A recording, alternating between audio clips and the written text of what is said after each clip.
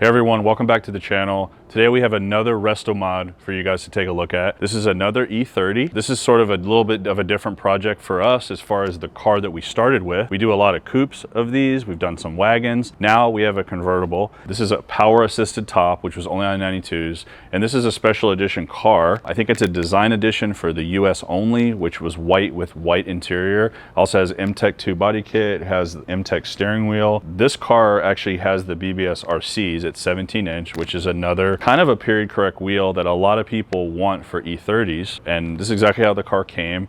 And the focus of what we were doing was we were doing an engine swap. So we'll show that to you in a minute. So we took the M20 that this had, swapped it with one of my favorite motors to do. But that was the focus of everything. This is sort of a Restomod that we're going to keep working on throughout the year. So we're gonna do paint job on the car. We're gonna refresh some of the stuff at the interior. We're actually gonna go through the top mechanically so that the top works. You might even convert the top to a complete manual top, because like I mentioned, the 92s have an assisted top. Because it's a 30, 40 plus year old car, it's not functioning. First step was mechanics with the car.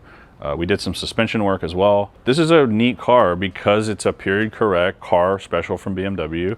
And the M-Tech kit is cool because it's the front bumper. It's actually 50% up from the doors and the side skirts. It's this whole M-Tech kit. It's a side skirt. It has a rear bumper as well. And it just makes the E30, to me, it makes the E30 look even more 80s, which I don't know how that's possible, and even more like a Miami Vice type of car. Every time I see this, I think of Miami and I think of the 80s. Let me go ahead and pop the hood and I'll show you the motor swap. So this is S52.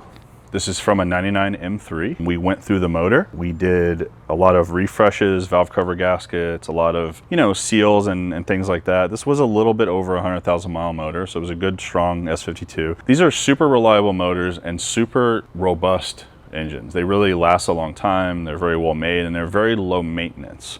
The cool thing about doing the swap in comparison to the stock M20 is that this motor is really more reliable. It obviously has more horsepower, but it doesn't overpower the car. Some of the swaps I've seen, people have put like V8s in these.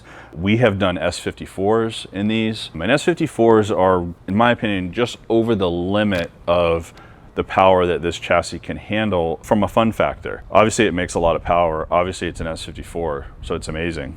But to me, an S52 is the match for E30. If you were to give this car to someone that didn't know it was motor swapped, they went for a drive, they would think it was a stock car. And what I mean by that is the way it drives, the way it puts power down, probably makes, 225 to the wheel, something like that. But it does it in a linear fashion. It has the 5-speed ZF transmission in it, and it has the 325 differential ratio, which is really nice because it lets you rev out the S52, and the car just drives like stock. And when we do these swaps, we use a ton of stock parts, the stock engine mounts. We use a lot of neat OEM pieces. Like this is the E30 M3 shielding for the harness. There's some, E30 parts. There's some E36 parts. There's some diesel parts that we use. We use the fan from one of the diesel E30s. We're able to actually retain the mechanical fan on this swap, which in Florida is like really important because you don't want to have heat management issues. This has AC functions and fully works, is ice cold. Guy wants to drive the car.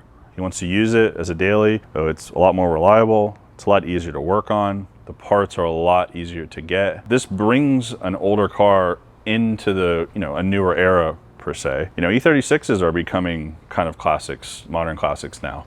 But this is still a motor we can easily get parts for. Most people can work on it, and it really doesn't have a lot of issues. So it's a really neat swap. It's what I recommend the most for E30 customers. A lot of people call me, a lot of people ask about what motor should I do, and I always come back to this. This is exactly what I have in my E30 M3. I did my swap back in 2001, back when that was a kind of a rare swap. Mine wasn't the first, but it was one of probably 20 cars that I knew of at the time in 2001, 2002 that were E30 M3 and it had the swap. I lucked out with my car. I had an E36 at the time. I actually got rear-ended at a light and it totaled my car, but I bought it back from insurance, so I had the engine, I had everything I needed, and I wasn't super happy with the S14 and the E30 M3. I know people are going to comment on. It's a great motor now. To me, like this motor in an E30 is where it's at.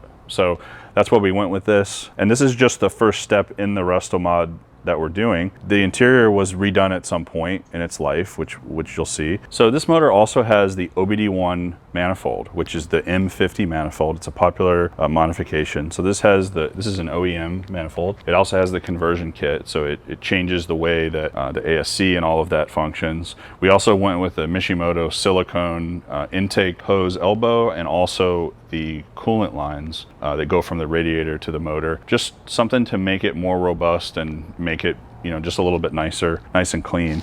This car also had an engine bay respray. Because it was an older car, there was a lot of brackets, and there were a lot of things that we just kind of didn't like. Customer opted for us to shave some of the brackets, delete some of them out of the engine bay, and then we took this over to our painter and had it painted, you know, had the inside of the engine bay painted, which refreshed the engine bay and makes the swap looks a lot cleaner. But the neat thing is we did it, you know, we didn't clear it, so it looks just like OEM, and I mentioned this on our E36 build. You know, to me, it's important that the cars look stock. And like I said, I think if you took this somewhere, open up the hood, people that know, but some people would never know that this is a swapped car, this is a Restomod or a hot rod or whatever you want to call it. That's kind of a neat touch. Everything's been gone through in the motor, all the seals like I mentioned, and then this has the ZF transmission. We did the seals on that. The drive shaft on this particular E30 model actually works with this swap, which is super cool. We went through the diff. We did some suspension upgrades on the car. We did some refreshes, some bushings, just some little stuff like that. This is the first step with the project,